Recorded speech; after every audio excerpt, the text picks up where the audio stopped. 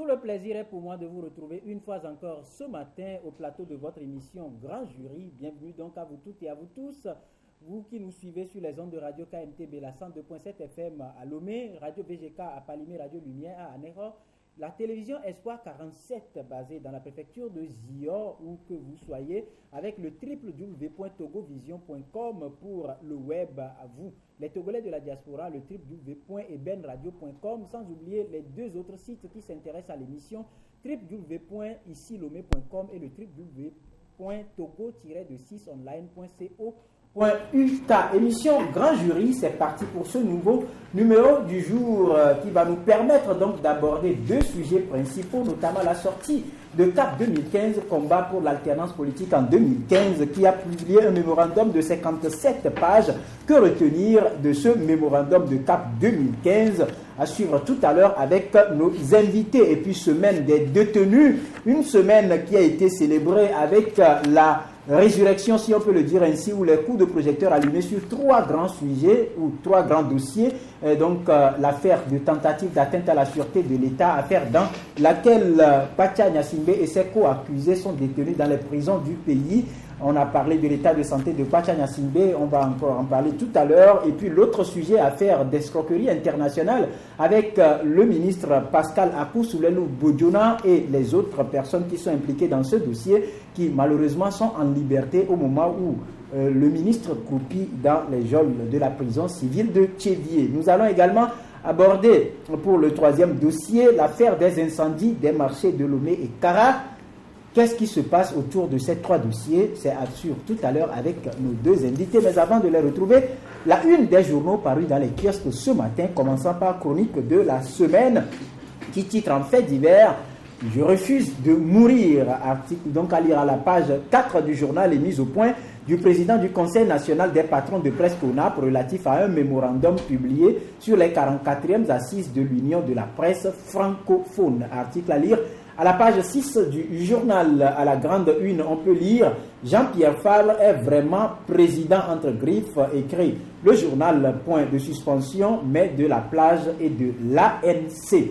Et puis, célébration de la Journée internationale de la jeunesse, la ministre du Développement à la base, Victoire Dobé, exhorte la jeunesse à un engagement civique. Gestion publique au Togo, le FMI prévoit une croissance économique de 5,5% en moyenne par an entre 2015 et 2018. Et puis FTF, gestion du football togolais, la polémique s'enfle, la FIFA s'invite à Lomé. Société, Madame Assi Akoua Mazal et sa bande d'escrocs, enfin dans les mailles de la police judiciaire.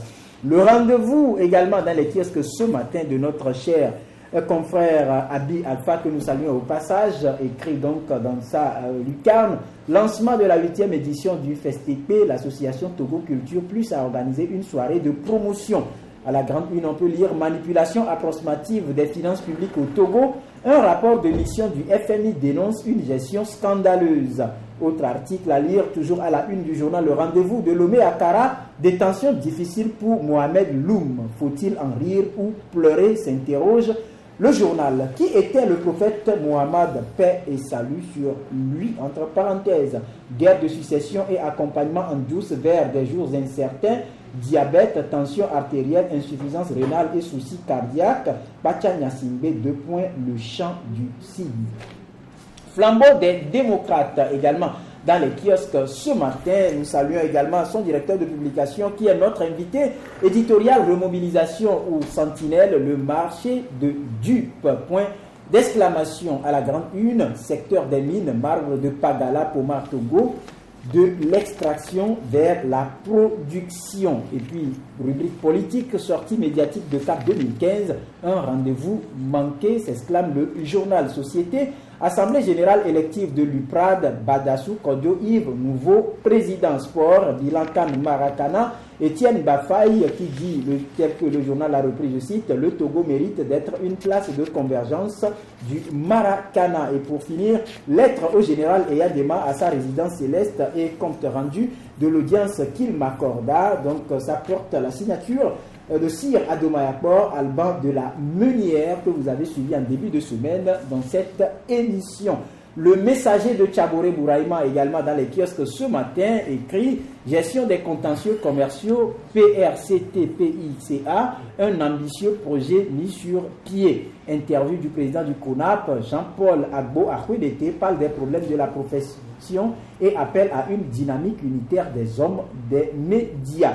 À la grande une, on peut lire Mémorandum de Cap 2015 sur la dernière présidentielle d'érudite du déjà vu, un document vide de sens qui ridiculise Fabre et ses amis. Et puis Société des transports de Lomé-Sotral, quand la méconnaissance des tests conduit les employés au dérapage, le DG Tendano, victime ou coupable, s'interroge.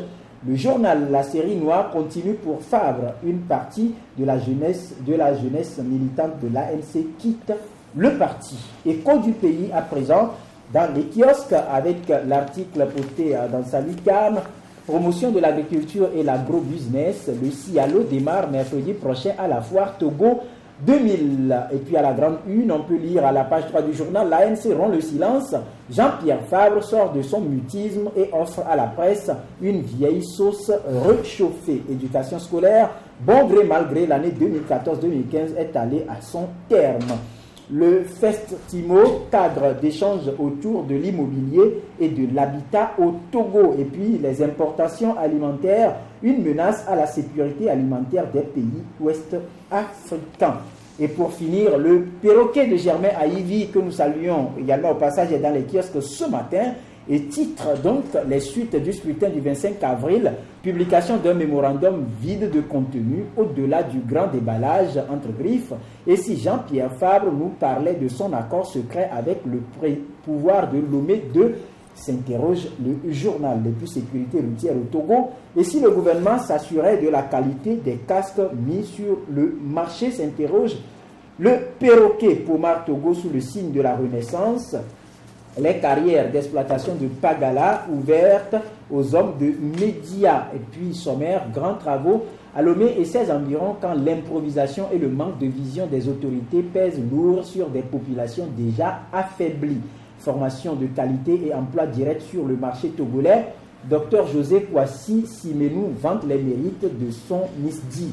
4e édition de la Coupe d'Afrique des Nations de Maracana à Lomé. Les éperviers maracaniens réalisent l'exploit chez les vétérans. Et puis l'actualité donc en continu sur le www.afriquerevelation.info pour ce qui concerne le perroquet. Voilà donc pour tout ce qu'on peut dire autour de la une des journaux parus dans les kiosques ce matin. Retenez les deux grands sujets qui vont meubler les fonds de nos échanges autour de ce plateau. La sortie médiatique de CAP 2015 qui a publié un mémorandum de 57 pages sur, entre griffes, le coup de force électoral du 25 avril 2015. Je n'ai fait que lire l'intitulé du document. Que retenir de ce document? Et puis l'autre grand sujet, semaine des détenus avec un coup de projecteur de plus sur 3 grands dossiers. Affaire d'atteinte à la sûreté, de tentative d'atteinte à la sûreté de l'État, affaire d'escroquerie internationale et affaire des incendies des grands marchés de Lomé et Tara. Deux invités autour de ce plateau avec moi ce matin. Loïc Lawson, directeur de publication du journal Flambeau des démocrates. Bonjour et bienvenue. Bonjour Rodrigue et bonjour aux auditeurs de la CAN TV et de la télévision Espoir 47, sans oublier les internautes. Voilà, merci surtout pour la disponibilité malgré le calendrier assez chargé. Mais on essaie, on est là toujours pour les auditeurs, on essaiera de les servir tant qu'on pourra. Merci beaucoup. Notre second invité, Idelphonse Akpaki, il est le directeur à l'information du site www.togovision.com. Bonjour, bienvenue. Bonjour Rodrigue et bonjour à tout le monde. Merci donc pour la disponibilité. Je vous remercie. Voilà, rapidement, avant d'aborder le premier sujet, notamment la sortie médiatique de CAP 2015, Loïc, parlez-nous un tout petit peu de cet article que vous avez publié sur votre journal ce matin. Vous avez repris donc le compte rendu de l'audience que le feu général Léa Dema a accordé à Sir Adomayakor Alban de la Meunière. Il y a quelques jours, vous aviez publié son interview. Qu'est-ce que cela dit, juste? Non, mais je crois que tu l'as dit en début de cette émission, que lui-même il était là, je crois. pour essayer de parler de cette interview fiction. Il faut dire que c'est une fiction. Une précision. Voilà, c'est assez important et que le général Ademaye a lui accordé, dans laquelle il a eu à parler des problèmes du Togo en réalité et des avancées aussi du Togo. Je vais prier les uns et les autres de se procurer le journal pour le lire, parce que je pense que le meilleur compte rendu, ce serait la lecture de ce document. Voilà, Ildefonse Apaki, Sir Ademaye, vous connaissez? Je crois que j'ai entendu parler, mais je n'ai pas eu l'occasion de le rencontrer comme cela se doit, pour qu'on échange un tout petit peu. Voilà, il nous a plongé dans une fiction avec l'audience du feu général Ademaye à partir d'une lettre qu'il a adressée dans sa résidence céleste. L'audience, dans tout le document, on comprend quand même que Sir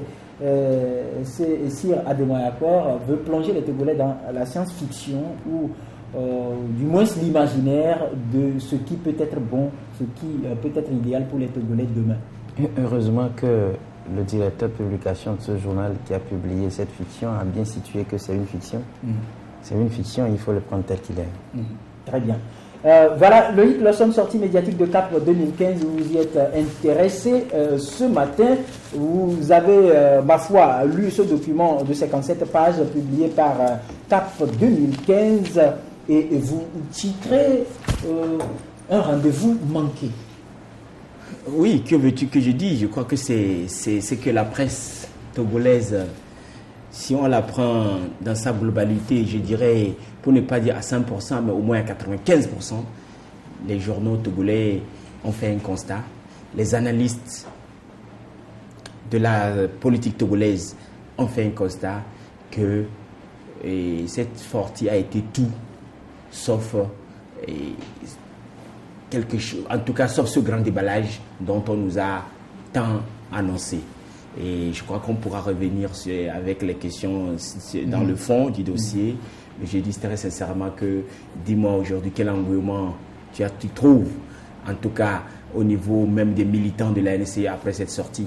C'est-à-dire, les gens, c'est comme on dit, comme l'a dit l'autre artiste, et l'éléphant attendu est arrivé avec un pied cassé.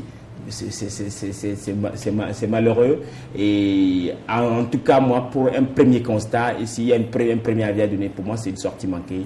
Fabre, les gens l'ont entendu, et la population l'a entendu, ses militants l'ont entendu. Ils attendaient quelque chose de plus, en tout cas de nouveau, sous le soleil togolais. Mais malheureusement, c'est ce qu'on nous a servi depuis que les élections ont commencé dans ce pays, de 98 à ce jour. C'est les mêmes choses dites sous une autre manière. Voilà, Ildefonse Apaki, le mémorandum de CAP 2015, un document de 57 pages où le regroupement de partis politiques dit avoir publié des vérités sur le scrutin du 25 avril 2015. Vous y étiez? Oui, j'étais présent à la conférence de presse la dernière fois à l'hôtel Ibis. J'ai entendu les principaux responsables de CAP 2015 parler. Je crois que ce qui a été dit n'est qu'un devoir de responsabilité de ces responsables vis-à-vis du peuple togolais. Et je crois aussi, pour ce qui me concerne en tant que journaliste et patron de presse, qu'il faut, dans un sentiment de responsabilité, situer aujourd'hui un certain nombre de choses. Est-ce que le terme déballage a été employé par les premiers responsables de combat pour l'alternance politique en 2015? Je veux parler des responsables de CAP 2015. Je dis non. Mais je crois que la presse et les journalistes que nous étions avions qualifié cette sortie des responsables de l'opposition de grand déballage. Parce que le tir a été rectifié la dernière fois. Mais si les gens ne sont pas là et qu'ils en parlent aujourd'hui, ils sont journalistes, ils ont des grandes oreilles, ils peuvent en parler. Mais le grand déballage, je le dis, que l'expression a été empruntée et que c'est les journalistes qui l'ont qualifié ainsi.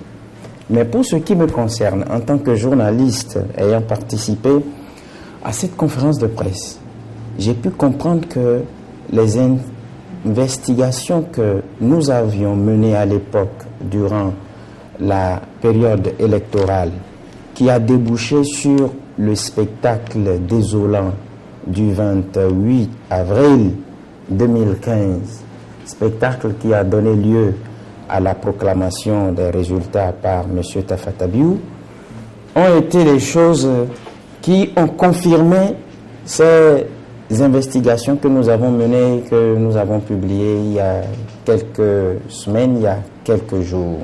Aujourd'hui, je serai très bien à l'aise pour dire que les élections frauduleuses au Togo sont la tasse de thé des autorités togolaises. Parce que, plus que jamais aujourd'hui, nous avons des documents qui attestent qu'il y a véritablement eu hold-up électoral. Parce que, si je me réfère d'abord au code électoral en son article 8 qui a demandé que l'élection présidentielle soit organisée dans la plus grande transparence, aujourd'hui, je suis à même de dire que les résultats tels que donnés par la CENI n'ont pas respecté la transparence parce que, jusqu'à preuve du contraire, les résultats qui sont sortis des 12 ou 14 urnes n'ont pas été consolidés et validés comme le code électoral le stipule si bien. Je voudrais m'en tenir sur ces quelques points d'abord avant qu'on en débatte. Voilà, Loïc, quand on prend le document la dernière fois sur l'hôtel Ibis, les auteurs de ce document estiment avoir, du moins, ils ont exposé en quelque sorte le fruit de plusieurs mois de travaux avec des PV, avec des réalités. Ils ont cité l'enrôlement de mineurs, vous avez qualifié de choses, certains l'ont qualifié de sources réchauffées, certains l'ont qualifié de déjà vu. Mais est-ce que selon vous, ce document apporte quelque chose de plus sur l'échiquier politique togolais? Mais ça apporte quoi, dis-moi, s'il te plaît? Ça apporte quoi de plus? Rien. C'est-à-dire, moi, je ne suis pas dans la politique politicienne, je ne suis pas dupe, si on peut le dire politiquement, et je comprends un petit peu, en tout cas, les faits politiques. Regarde un instant, un parti politique ou un regroupement qui a l'habitude d'aller à des élections depuis des lustres. Et moi, je n'ai même pas envie de remonter aux années 90. Contentons-nous de 2007. Voilà un regroupement ou un chef de file de l'opposition qui va à des élections, qui conduit son parti politique à une élection en 2007. Il revient avec une défaite. Je parle bien de Jean-Pierre Fabre. Une défaite législative. Il a crié aux fraudes. En 2010, il se présente pour des élections présidentielles.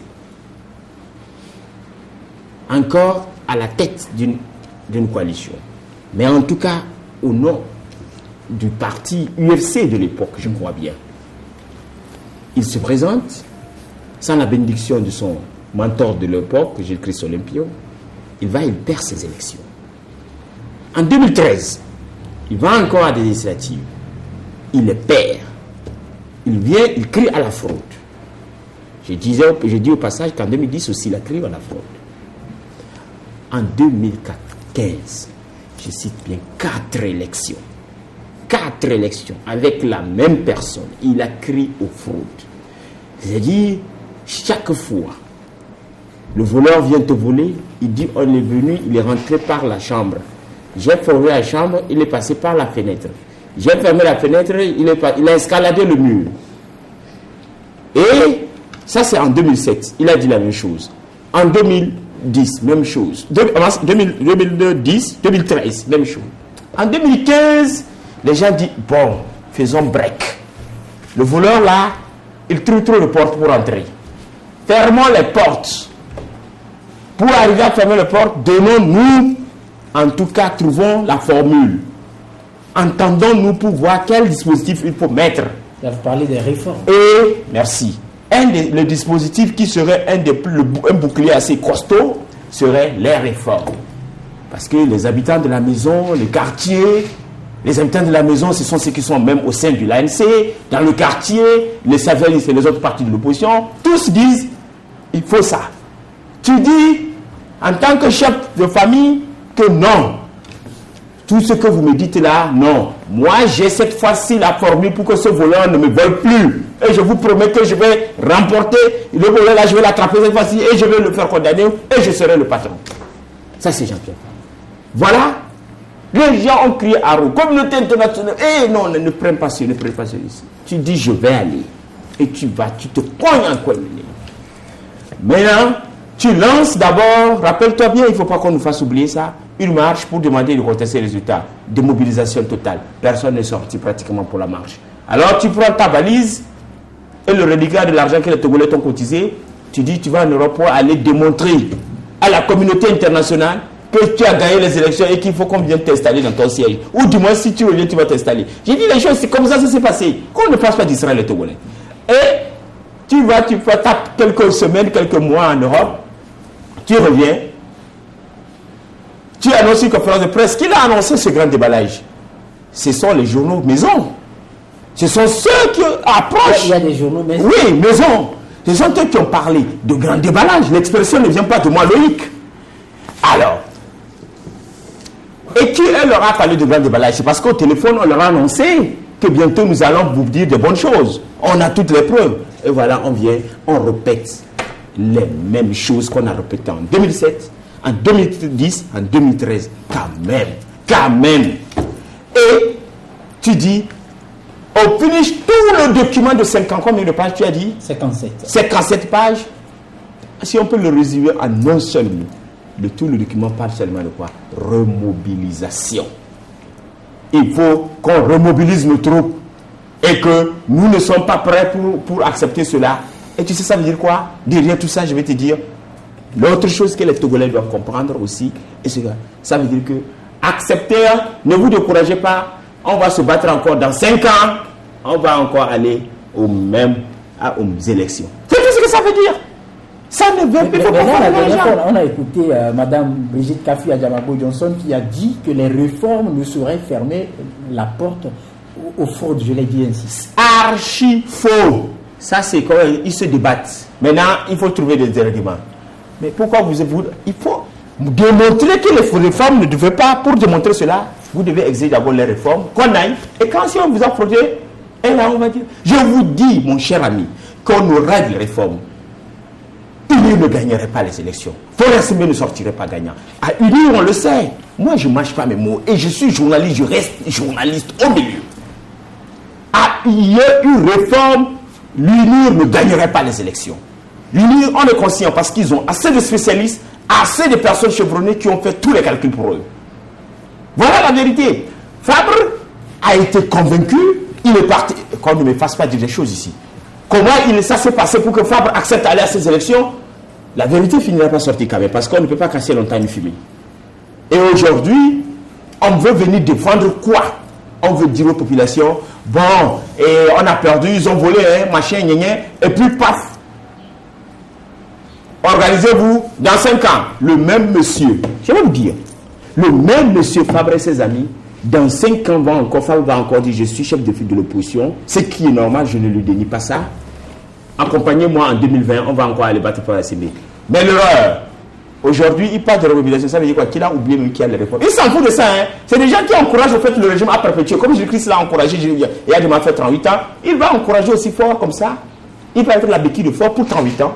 Et lui, il a sa part. Je dis, il y a des choses qu'on ne veut pas dévaler. C'est ça, malheureusement. Maintenant, et ce qu'il faut condamner, c'est qu'il faut que les populations, ou en tout cas, c'est qu'ils soient assez intelligentes et prennent leurs responsabilités. Que les populations prennent leurs responsabilités. Sinon, l'alternance serait un vœu pieux. Voilà, Ildefonse, voilà, donc vous avez suivi Loïc dans son développement. En clair, aujourd'hui, tout ce parcours électoral, si on peut l'appeler ainsi, aujourd'hui se résume en perpétuelle remobilisation. Vous m'avez demandé tout à l'heure si je l'ai suivi, mais je l'ai suivi avec appétit. Et il m'arrivait même de rigoler quand il disait quelque part que ce sont les journaux maison qui ont fait preuve de cette expression déballage ou grand déballage, parce qu'on leur aurait dit au téléphone, on aurait prononcé cette expression. Je crois qu'il faut être un peu sincère. Je relève dans la lutte de l'opposition sincèrement une faiblesse sur ce point. Une faiblesse, mais je ne saurais donner raison au confrère Loïc sur tout ce qu'il vient de raconter, d'affirmer d'ailleurs sans preuve, parce que ce sont des affirmations gratuites. Quand on sait très bien que nous vivons dans un pays où toutes les institutions sont corporalisées. J'ai dit tout à l'heure que les élections frauduleuses, j'en viens, les élections frauduleuses sont la tasse de thé des autorités togolaises. Alors, posons-nous la question de savoir aujourd'hui, qu'est-ce qui a fait qu'il n'y a pas eu de réforme? Parce que c'est l'argument qu'il a avancé tout à l'heure en disant, est-ce que c'est l'opposition réunie au sein du CAP 2015 qui a empêché qu'il y ait les réformes? Je dis non. D'abord, le 30 juin 2014, on a vu ce que les députés ont fait par rapport au vote introduit, le document introduit par le chef du gouvernement d'alors, Aoumé Zounou. On a vu par après que on a remis ce problème de réforme. Et vous savez que dans la forme de ces réformes constitutionnelles, il y a ce que nous appelons la démarche parlementaire, puisque c'est là où on en était avant qu'on aille aux élections. Et cette démarche parlementaire demande à ce que la commission des lois, puisqu'il est question de réviser des lois constitutionnelles, la commission des lois prenne en charge ces articles qu'il faut retoucher, modifier et remis en ordre. Cette commission a travaillé, mais la démarche parlementaire exige, si les gens ne le savent pas, à ce que quand vous n'arrivez pas à vous entendre au niveau de la commission, il faut que le rapport soit fait au président de l'Assemblée nationale qui convoque le comité des présidents de commission. Mais on n'a pas convoqué comme les statuts du Parlement le recommandent, le comité des présidents, pour que le rapport qui a été fait, ou bien tous les travaux qui ont été faits en commission, soient reversés à la commission au comité des présidents de commission, et qu'à son tour, qu'il y ait une décision qui soit prise à ce niveau-là. Il n'y a rien que la plénière qui décide du maintien ou du rejet d'une loi. Ça n'a pas été fait jusqu'à aujourd'hui. Pourquoi on jette aujourd'hui le tort sur une opposition qui d'ailleurs a le feu au cul? Mais à l'époque, pratiquement dans tous les débats, on a même vu sur une radio de la place le passage des deux présidents de groupes parlementaires parlant de l'honorable Christophe Thiao et de Maître Isabelle Améganvi. Les deux partis se sont pratiquement accusés de la responsabilité de l'échec de ces réformes. Rodrigue, une parenthèse. Oui, je sais. J'ai une parenthèse. Non, il faut que je termine. Oui, j'ai la parole. Aujourd'hui, allez vous renseigner sur les statuts de l'Assemblée nationale. Comment les décisions sont prises à l'Assemblée nationale. Mais qu'est-ce qui a empêché qu'on convoque une plénière et que les Togolais soient aujourd'hui situés du fait que ce projet de loi qui a été envoyé au Parlement a été voté ou non? Qui doit le faire? Si ce n'est le président de l'Assemblée nationale.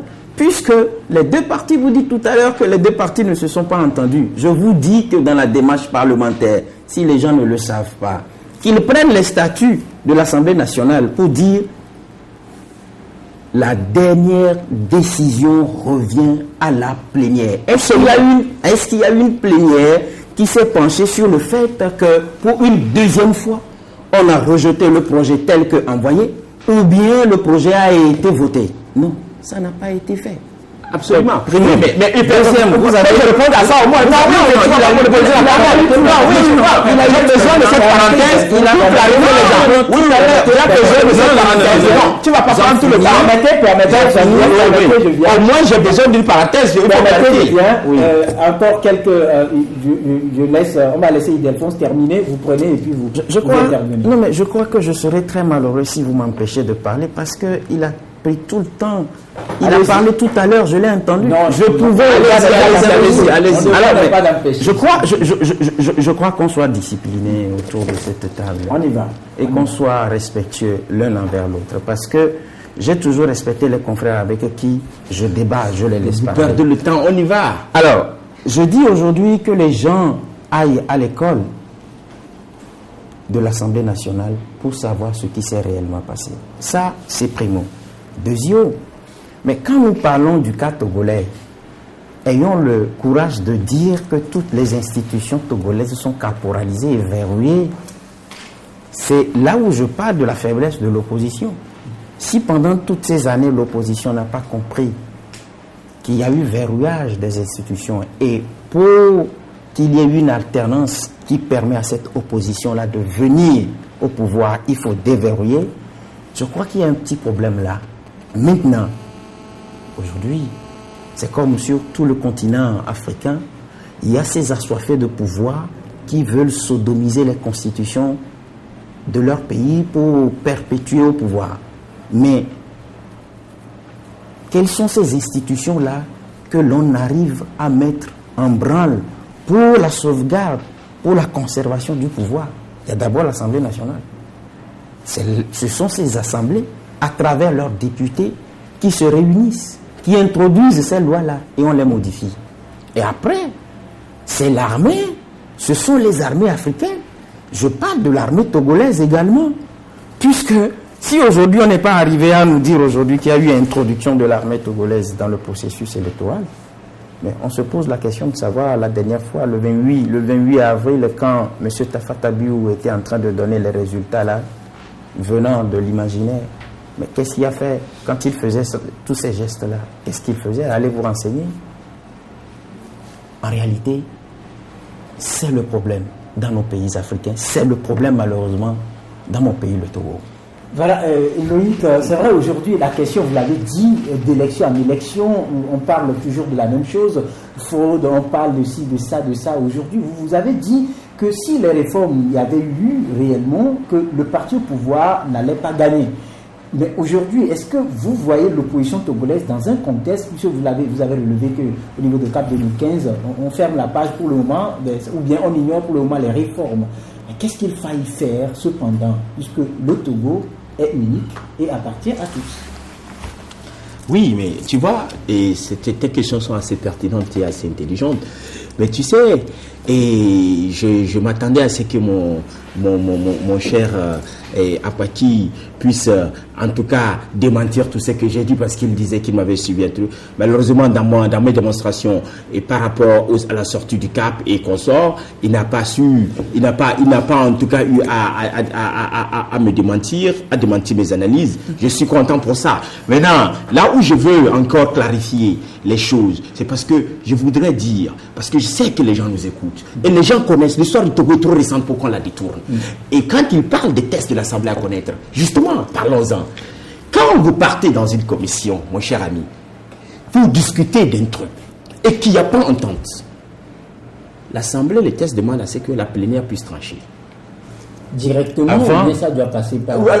Avant que ça ne soit pas le président de commission, tous et les présidents de commission, d'accord? Non, c'est comme ça. Quand il n'y a pas entente, non, je viens, c'est que tu as dit que je répète, mais à moins que toi-même tu n'étais pas entendu.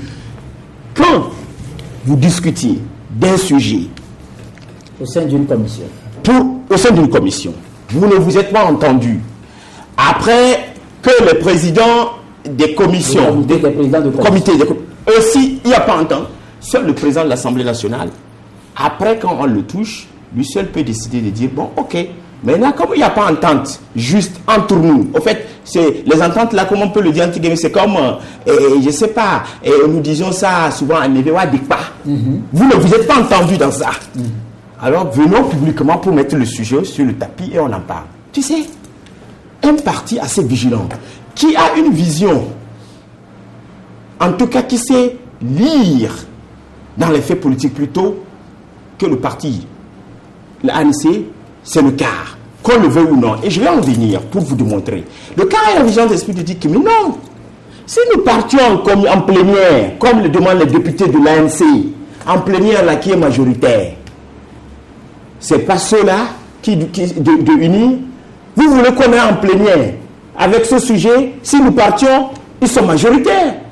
Il n'y aurait pas de réforme. Mais si nous discutions entre nous, on pouvait s'entendre, on le lâche, c'est-à-dire, ils vont nous demander de lâcher du lest un peu par rapport à quelque chose, et nous aussi on va lâcher, et puis quand on va en plénière finalement, il y avait eu un temps déjà en coulisses, tu comprends? Et puis paf, ça passe comme une lettre à la poste. Le chef de l'État lui-même a eu à le dire lors d'une audience accordée au chef de file de l'opposition, tel que vous l'avez dit, que chacun devra perdre un peu et gagner un peu. En politique c'est toujours comme ça. Maintenant, au niveau de l'ANC, on est conscient qu'en plénière, le texte sera rejeté. Mais on dit on va en plénière. Et entre parenthèses, je vais te dire, mais même si je n'ai pas tout ici, il y avait eu des textes qui ont été discutés plusieurs fois à l'Assemblée nationale, comme ça, et en commission. Et on a trouvé entente. Pourquoi se pousse? Et les députés de l'ANC n'ont jamais dit allons en plénière. Et c'est là, nous, au flambeau, on l'avait dénoncé à l'époque pour dire mais pourquoi ils veulent qu'on ait en plénière sachant qu'ils ne sont pas majoritaires? Vous allez demander d'aller en plénière si vous êtes majoritaire. Vous n'êtes pas majoritaire, vous demandez alors qu'il n'y avait pas eu consensus en coulisses. Ça, c'est un. De deux, il a dit quelque chose, et c'est pour ça que je lui dis, ils sont en retard. Oui, lui, il est en retard par rapport à la vision de certains partis politiques, et nous, certains journaux qui avions dit très tôt certaines choses. C'est quoi ceci? Et il dit, c'est les institutions du Togo. C'est aujourd'hui que lui sait que c'est les institutions du Togo qui sont le problème du Togo. Nous, on l'écrivait, ça fait plus de 5 ans. Et je me rappelle, un leader de l'opposition, en l'occurrence, M. Akwebo, a même fait sortir un test au cours d'une conférence pour parler de l'expression déverrouillage de l'institution. Parce qu'il avait vu très tôt que le problème du Togo, c'est les institutions. Mais à part qui se réveille aujourd'hui, après 2015, pour se rendre compte que c'est les institutions, nous on l'écrivait, ça fait longtemps, qu'il faut que on avait aujourd'hui. Que faire aujourd'hui, justement, c'est pour ça moi j'ai envie qu'on avance dans le débat, parce que là on est en train de reculer. Moi j'aime pas ça. Nous sommes pas à un constat. On est parti à des élections les yeux fermés. L'opposition a été têtue à travers son leader de l'opposition, son leader a refusé qu'on accepte de déverrouiller les institutions. Ils se sont cognés le nez. Maintenant, stop. La première des choses à faire aujourd'hui, tu sais, moi, au lieu encore d'embobiner les gens et de leur dire remobilisation, tu sais qu'est-ce qu'il faut faire? Il faut maintenant relancer le débat des réformes. C'est la chose à faire. Relancer le débat des réformes. On relance le débat des réformes. Et on dit, voilà, communauté internationale, UNI nous a dit que les élections sont trop proches, machin, on ne peut plus faire les réformes. Voilà, les élections c'est dans 5 ans. Est-ce que la communauté internationale doit forcément intervenir? Oui, dans ce sujet, la CEDEAO a eu à intervenir, tu te rappelles, il y a eu ce sujet-là. Mais maintenant, on dit, les élections au Togo c'est dans 5 ans. En tout cas présidentielles. Les législatives, je ne sais plus, dans 3 ans peut-être, je ne sais plus, ou 2 ans. Nous voulons les réformes maintenant ou jamais. Voici le point. Et tu te rappelles, quand le président Ghanéen Ivoirien sont arrivés, parlant des réformes, ils ont dit justement, le président Ghanéen a dit, devant le micro, il y a encore les images, que nous allons suivre le Togo pour que dès le lendemain des élections, les réformes puissent commencer. Mais tant que l'opposition ne va pas aujourd'hui demander les réformes, eux aussi ne viendront pas. Il faut que tu demandes à votre tête. Voilà. Et maintenant, qu'est-ce qui va se passer? Et tu verras ça comme une lettre à la poste. Fabre va encore embobiner les gens, parler de marche, parler de ceci. 4 ans vont passer, 5 ans vont passer. Quand il va rester 2 mois ou 6 mois, il va revenir pour dire réforme.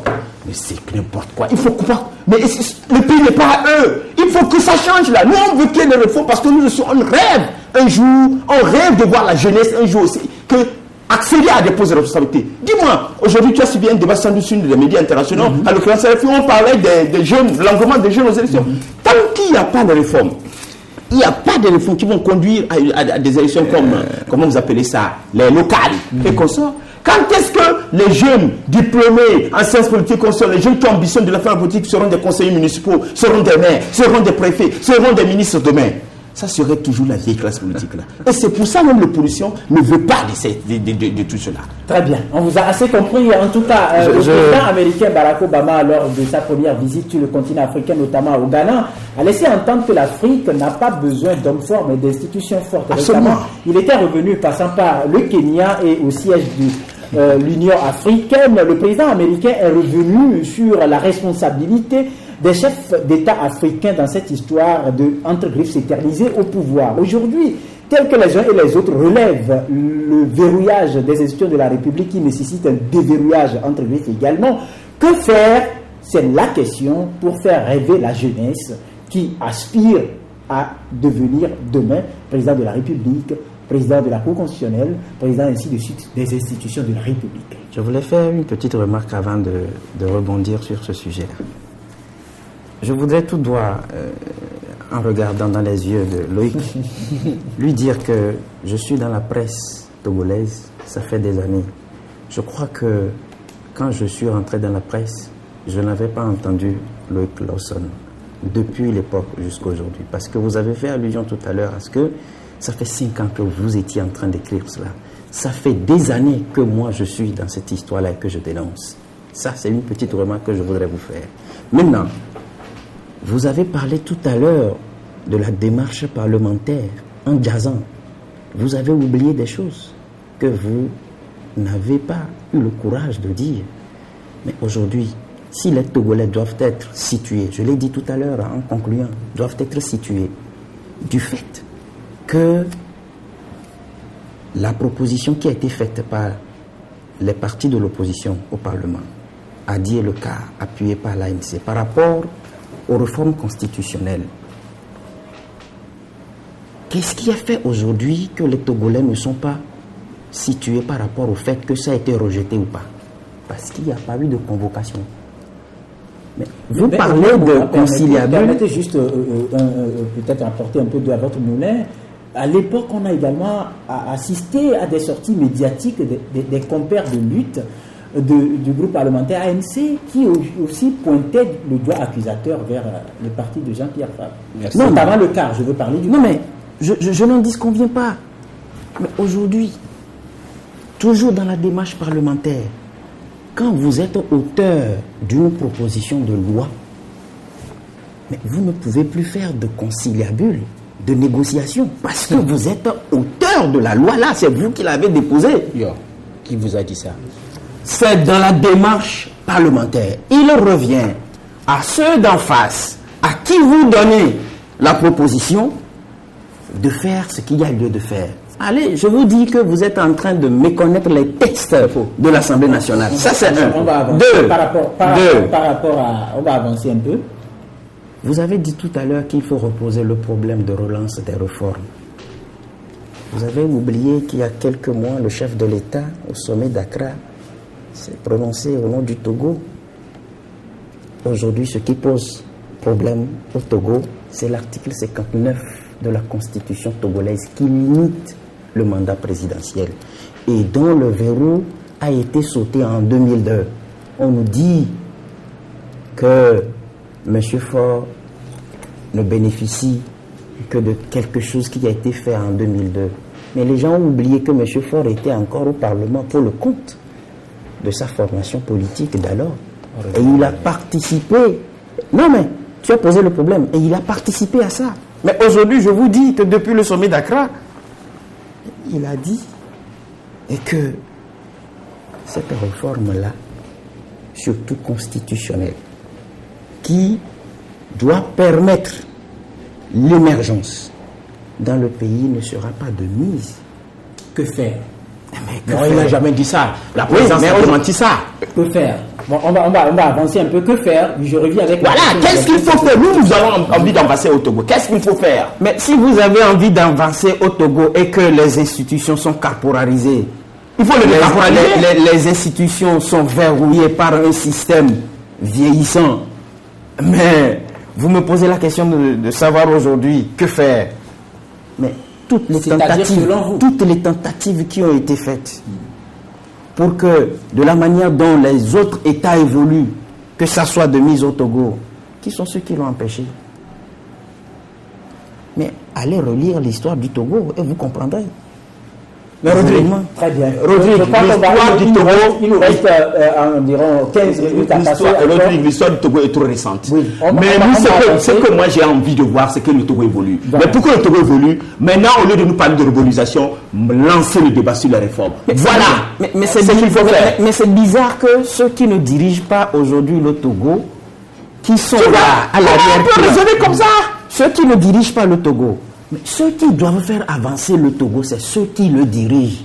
Et pourquoi ça évolue ailleurs et que ça n'arrive pas à évoluer? C'est un débat sur lequel on va revenir. On a encore beaucoup de temps. Mais permettez pour les 15 dernières minutes qui restent qu'on aborde le second sujet relatif à la semaine des détenus et aux 3 grands dossiers, notamment l'affaire dite de tentative d'atteinte à la sûreté de l'État, l'escroquerie internationale et les affaires des incendies des marchés de Lomé et Kara. Loïc, c'est vrai, la semaine des détenus a été une semaine intense en activité, mais également qui a permis d'allumer les projecteurs sur ces 3 grands dossiers qui restent toujours pendants. Quelle issue peut-on espérer à ces dossiers-là? Et vous parlez de la semaine des détenus?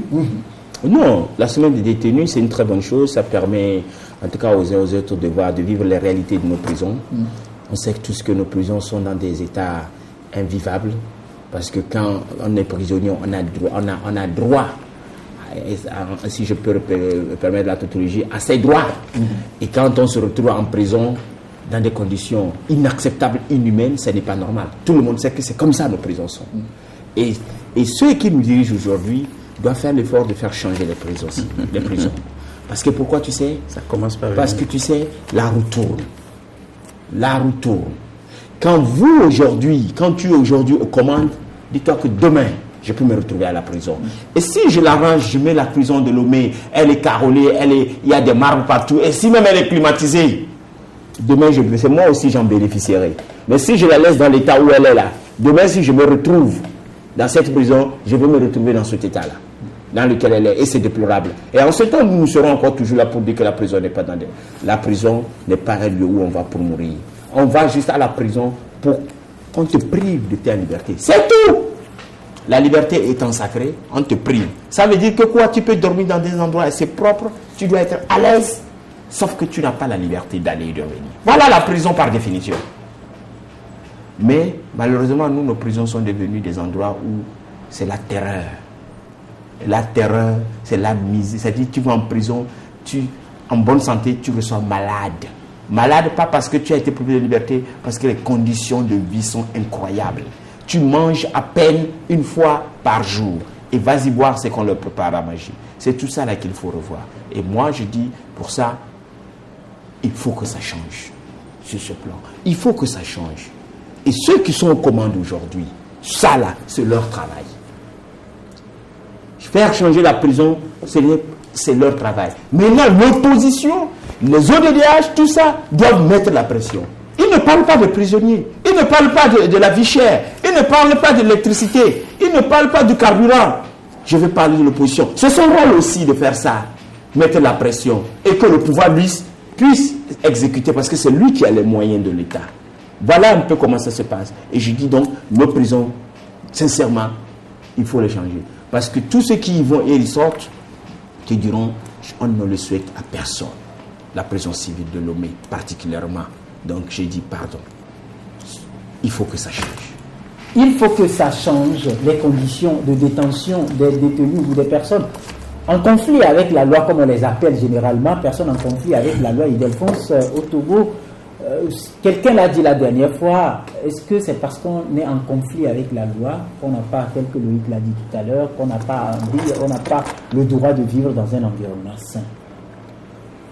Permets-moi de relever 2 phrases. Ceux qui dirigent le pays, ceux qui sont aux commandes aujourd'hui, ça c'est les termes de Loïc. Fini, j'ai ajouté quelque chose, il faut finir. Alors, j'ai dit tout à l'heure que tout dépendra de ceux qui dirigent le Togo. Quand je terminais le premier sujet. Mais j'ai ajouté qu'il faut que d'abord l'opposition fasse pression. Donc ajoute ça, c'est important parce que là on nous suit. J'ai dit et je dis tout en disant que la première responsabilité incombe à ceux qui dirigent l'État togolais. S'ils veulent que l'État togolais change, l'exemple viendra de ceux-là, premièrement, avant qu'on en parle de ceux-là. Aujourd'hui, il faut avoir le courage de dire que l'opposition fait ce qu'elle peut faire. Elle a déjà parlé de la prison. Dans cet environnement-là. Et je sais que l'opposition, à travers l'ANC, parce que l'ANC a ses militants là-bas, dénonce les conditions carcérales. J'ai encore devant moi ce document, le CAP 2015, qui dénonce les conditions de détention des citoyens togolais, à plus forte raison de leurs militants. Ça, c'est juste une parenthèse que je fais. Vous avez parlé tout à l'heure de la semaine des détenus.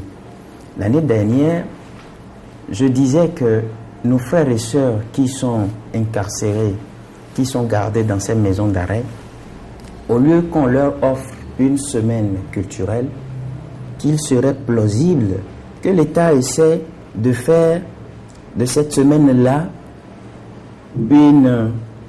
une semaine de foraine où ceux qui ont eu des problèmes, qui sont aujourd'hui gardés, et dont la peine est une peine qu'on doit essayer de revoir, que ces dossiers-là passent au jugement forain. C'est-à-dire que vous retrouverez à la prison civile de Lomé un peu partout des gens qui ont volé des moutons, des poules, des gens qui ont détourné des petites sommes, qui sont gardés en prison. Les gens qui ont été oubliés, qui sont encore dans nos prisons, et dont les dossiers, on ne sait où ils se trouvent. Il faut penser à ces personnes et organiser des procès de foraine pour liquider ces dossiers-là et désengorger ces maisons d'arrêt. J'avais parlé de ça. Et j'ai même écrit. Je crois que la semaine des détenus doit être quelque chose de ce genre, une proposition. Maintenant, pourquoi c'est durant la semaine des détenus qu'on a jugé bon de violer, une fois encore, le droit des détenus, en les réveillant à 3 heures du matin, en les menottant, en les violentant, en leur mettant des cagoules sur la tête et en les dispatchant dans des maisons d'arrêt de notre pays. Je crois que quand nous faisons recours au Code de procédure pénale, en son article 37, le Code de procédure pénale est clair, est compétent pour examiner la poursuite, le parquet du lieu de l'infraction, celui du domicile ou de la résidence du prévenu, celui de l'arrestation du prévenu, même si cette arrestation est opérée pour autre cause. C'est-à-dire en clair que ce qui s'est passé là où, nuitamment, on a pris les prisonniers et on les a transférés sans avoir averti leurs avocats, viole encore le Code de procédure pénale. Ça, c'est ce qui concerne les détenus, ces personnes-là incriminées dans l'affaire des incendies des marchés de Kara et de Lomé. Mais parlant du cas du ministre Bodjona, puisque vous avez fait allusion tout à l'heure à ça, je crois aussi qu'il faut situer les responsabilités. Et moi, en abordant le dossier de M. Bodjona, je me pose la question de savoir si est-ce qu'il est vraiment question d'une affaire de justice ou bien d'un règlement de compte. Si c'est une affaire de justice, je crois que dans un premier temps, avec une plainte émise par l'émirati Abbas Al-Youssef. Je crois que dans un premier temps où il a été écouté sur la foi du serment, il était encore ministre et témoin. Aujourd'hui, il est considéré comme présumé complice. Jusque-là, sa responsabilité n'est pas encore établie. Comme le stipule l'article 18 de la Constitution togolaise. Jusqu'à ce que sa responsabilité ne soit établie, il faut que toutes les tracasseries dont il est l'objet là soient de mise. Mais ce qui est encore grave, quand vous prenez le même code de procédure pénale, en ses articles 112 et 113, mais l'article 112 du code de procédure pénale, en vigueur au Togo, fait de la détention préventive une mesure exceptionnelle. Et son principe, c'est la liberté. Quand vous prenez le code de procédure pénale, mais en matière d'escroquerie, la peine encourue, c'est 3 ans. Monsieur Bodjona boucle 18 mois. C'est-à-dire qu'il a fait déjà la moitié de la peine encourue. La moitié. Mais, ça fait 1 an et demi. Oui, mais je me pose la question de savoir, ceux qui nous dirigent et qui sont censés connaître les lois de la République de ce pays-là, qu'est-ce qu'ils en font? Voilà pourquoi j'ai posé le problème. Est-ce vraiment une affaire de justice ou bien un règlement de compte? En tout cas, qu'on soit situé. On va y revenir. Malheureusement, nous n'avons que quelques secondes encore à passer dans cette émission. Loïc Lawson, vous avez suivi Ildefonse dans son développement. Il a parlé de violation de droits, ainsi de suite, ou peut-être un mécanisme de désengorgement des prisons. Oui, il faut. Non, mais c'est ce que je dis. Mais nos prisons sont devenues, il faut le dire aussi, des mouroirs, parce que les gens meurent tout le temps, n'est-ce pas? Il faut trouver cette formule pour essayer de désengorger la prison. Ça, c'est une chose, c'est une très bonne chose. Souvent, tu sais, en fin d'année ou pendant les fêtes d'indépendance, il y a les grâces présidentielles pour les détenus de droit commun et autres. Donc, c'est des pistes à explorer. C'est très important. Maintenant, par rapport aux détenus dont on parle beaucoup plus, Kwacha et consorts, Kwacha et les autres, moi je dis, bon, que chaque prisonnier, son droit puisse être respecté. Si Kwacha est malade et qu'il doit être soigné, qu'il soit soigné. Et je crois que c'est ce qui a été fait, ils ont me l'envoyé pour se le faire soigner. Maintenant, parlant de Pascal Boudjouna, je dirais aussi que le droit soit respecté, parce que nous voulons un état de droit. Si les tests tels qu'ils sont, aujourd'hui, Pascal Boudjouna doit recouvrer la liberté parce qu'il a déjà passé plus de la moitié de ce qu'il doit, de la peine normalement maximum qu'il devait encourir s'il était coupable, il faut le libérer. Si on ne le libère pas, ça veut dire, et déjà, bien avant ça, n'oublie pas que la Cour de justice a demandé justement que si on ne peut pas le juger, qu'on le libère. C'est la moindre des choses, il faut le libérer. Auquel cas, si c'est une affaire autre que ça, qu'on nous le dise aussi. Très bien. Voilà, donc malheureusement, nous sommes pris par le temps. Nous sommes arrivés ainsi à la fin de nos échanges. Merci donc à Loïc Lawson pour la disponibilité. Merci Rodrigue. Merci à Ildefonse également pour la disponibilité. Merci à toi aussi et merci à tout le monde. Voilà, merci donc à toute l'équipe technique qui nous a accompagnés, Lisa Gossou, Soumé Aoudia et puis à Kossivi Georges. Sans oublier Malik Magloire et son équipe technique au niveau de la radio KMTB, l'équipe technique au niveau de la radio VGK, Radio Lumière et benradio.com, et puis l'équipe technique au niveau de la télévision Espoir 47 et le www.togo vision.com. Bien de choses donc à vous, les Togolais et les Togolaises qui êtes à la diaspora. Retenez que vous avez aussi votre regard, droit de regard dans l'histoire de votre pays, le Togo, et pas forcément sur le plan financier, mais aussi, puisque vous le faites, nous vous encourageons, nous sommes ensemble. Bonne journée à toutes et à tous. Salut à tous les prisonniers. Au revoir.